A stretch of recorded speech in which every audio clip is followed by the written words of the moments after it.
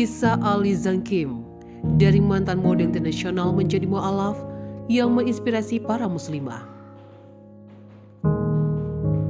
Perjalanan seorang mu'alaf dalam menemukan jalan hidayahnya kerap serat makna dan penuh hikmah.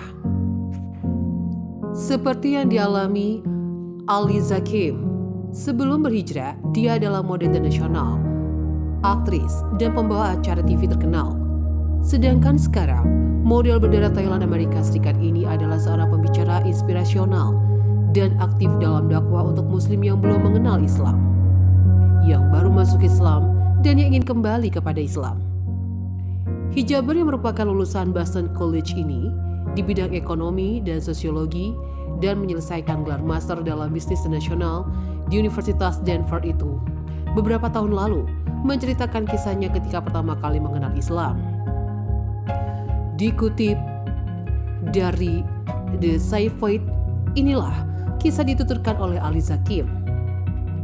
Nama saya Alisa. Saya tidak berbeda dari Anda, tetapi banyak yang akan mengatakan saya telah mengalami beberapa hal luar biasa. Dalam hidup saya telah belajar di beberapa sekolah terburuk dan juga sekolah terbaik di dunia. Memiliki kesempatan untuk melakukan perjalanan ke lebih dari selusin negara. Bekerja dalam pekerjaan yang sangat beragam, seperti yang dapat Anda bayangkan.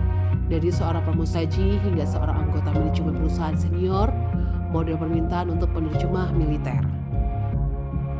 Saya akan mengatakan bahwa saya telah memiliki kehidupan yang cukup ditaburi dengan kantong menarik perjuangan, petualangan, kesulitan dan sedikit glamor. Bahkan saya ada di sampul paling tidak 2 majalah dan fitur utama dalam 3 atau 4 majalahnya. Tetapi tahun ini sangat berbeda. Selama beberapa bulan terakhir saya sengaja menjauh dari media dan dari fungsi-fungsi industri, disimpan untuk diri sendiri, untuk menemukan diriku. Meskipun banyak pekerjaan saya masih rotasi tinggi di TV. Nama saya memudar dari majalah, dari media, dan dari daftar undangan. Tahun ini saya dikelilingi oleh teman, bukan kamera. Tahun ini hati saya memiliki lebih banyak kedamaian daripada pernah ada. Mengapa? Ya, saya telah menemukan landasan kebenaran, ketulusan, dan ketenangan dalam agama.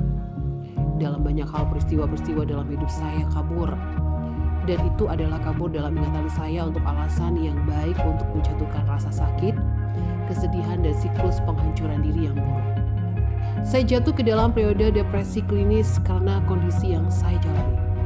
Pengalaman yang harus saya alami setahun setelahnya tahun. Dan ketika saya berpikir saya akan pulih, saya membuat beberapa keputusan hidup buruk yang menggagalkan hidup saya selama beberapa tahun lagi. Saya sering berpura-pura bahagia dan percaya diri untuk mempertahankan status quo, sehingga tidak ada yang akan bertanya-tanya apa-apa kepada saya, dan saya tidak perlu memikirkan apa yang menghantui saya. Semua ini tentu saya merupakan formula untuk berencana emosional.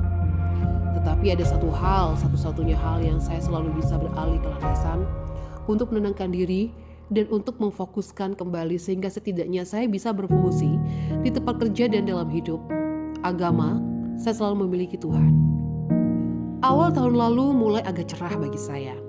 Saya merasakan kebebasan yang baru ditemukan karena saya akhirnya membuat kemajuan dalam menyelesaikan beberapa masalah pribadi dan keluarga dan berharap untuk memulai lagi dari berbagai tingkatan. Karir saya di media berjalan baik dengan tugas lokal dan internasional, sehingga saya merasa ingin mengalami hal-hal baru yang mencoba gaya hidup yang berbeda. Saya menjalani kehidupan yang agak pribadi, tenang dan rendah hati melakukan pekerjaan saya dan menghabiskan waktu di rumah sampai saat itu.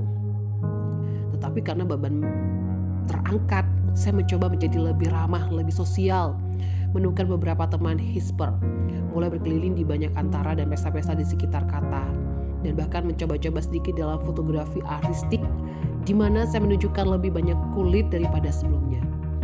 Saya merasa bebas dari hidup, tetapi entah bagaimana masih kosong. Mungkin karena kehidupan yang saya coba jalani begitu asing bagi saya, dan sangat tidak bagi saya, sangat saya menyesal. Ketika kekosongan tumbuh, pesta-pesta menjadi membosankan. Saya terjebak dengan citra seksi, dan teman-teman hipster tidak mengeluarkan yang terbaik dalam diri saya. Untuk sedikitnya, saya mulai membenci siapa saya menjadi dalam bulan-bulan singkat, dan saya kembali merasa tersesat, putus asa dan bingung tentang dunia. Saya ingin kehidupan pribadi saya yang biasa tenang, membosankan tetapi sehat. Jadi saya mau tahu sendiri sepenuhnya akan kembali ke satu hal yang selalu membumi dan memfokuskan kembali. Setelah menghentikan semuanya, saya segera beralih ke arah Tuhan dengan harapan menemukan kedamaian sejati yang saya dambakan dan perjalanan saya dimulai. Ini bukan pertama kalinya saya mencari bantuan Tuhan untuk menenangkan diri dan fokus kembali, tetapi entah bagaimana saya benar-benar ingin menjadi yang terakhir kalinya. Di lain waktu saya akan memfokuskan kembali hanya cukup untuk bertahan hidup. Tetapi kali ini saya ingin Tuhan menjadi dan tetap menjadi panduan hidup saya. Saya ingin agama menjadi pilihan gaya hidup bagi saya, bukan hanya elemen hidup saya. Sebagai seorang mahasiswa sarjana, saya belajar di sebuah perguruan tinggi Jesuit di mana masih ada biarawan berubah coklat mengajar dan merawat kampus. Itu wajib bagi saya untuk mengambil kelas teologi Kristen sebagai bagian dari kurikulum. Di salah satu kelas itu, Jesuit yang mengajar sesuatu yang tidak pernah saya lupakan. Alkitab disatukan oleh seorang paus. Belakangan saya mengetahui bahwa pasal-pasal dalam Alkitab juga dipilih atau ditolak dan ada banyak versi yang saling bertentangan. Jika Alkitab disatukan oleh seorang pria atau sekelompok pria dan versi yang berbeda bertentangan, lalu bagaimana dengan agama itu sendiri? Saya harus tahu, saya ingin tahu karena saya ingin menjadi orang Kristen yang baik dan mengikuti perintah Tuhan, bukan apa yang dipilih oleh seorang pria atau sekelompok orang di masa lalu.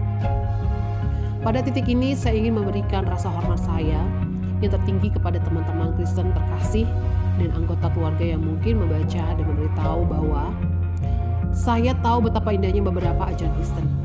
Saya sangat bangga dengan pendidikan Kristen yang saya terima. Saya bersyukur atas nilai-nilai dan ideologi yang ditanamkan Kristen dalam diri. Dan saya masih mencintai ajaran dan kehidupan Yesus sampai hari ini. Namun semakin jauh saya melihat ke dalam sejarah, semakin saya mengerti bahwa agama Kristen dan teori serta kepercayaan yang kita miliki sekarang disatukan oleh sekelompok pria. Semakin saya belajar tentang beberapa banyak perjuangan yang ada untuk mendapatkan beberapa konsep seperti disetujui dan diterima, Trinity menunjukkan kepada saya bahwa itu hanya sebuah konsep dan pada kenyataannya itu telah terbukti sebagai ciptaan teoretis dan telah dikeluarkan cetak ulang sebagian besar dari Alkitab modern. Semakin saya mengetahui tentang Paul atau Saul yang seharusnya menjadi penulis perjanjian baru, semakin saya merasa terdorong terus untuk meneliti dan mencari kebenaran. Setelah beberapa waktu, saya menyimpulkan bahwa apa yang perlu saya lakukan adalah melihat apa pada agama yang dipraktikkan oleh Yesus, Daud, Abraham, Musa, Nuh, dan sebagainya. Bukan agama yang telah diturunkan kepada saya. Saya tahu tidak ada antara orang-orang ini yang Kristen. Saya tahu bahwa Yesus adalah seorang Yahudi yang berbicara bahasa Arab, tetapi tidak semua nabi besar itu. Jadi agama apa yang dipraktikkan oleh semua orang hebat ini? Karena itulah yang ingin saya latih. Mereka adalah yang terbaik dan dipilih oleh Tuhan. Jadi apapun yang mereka lakukan pasti benar.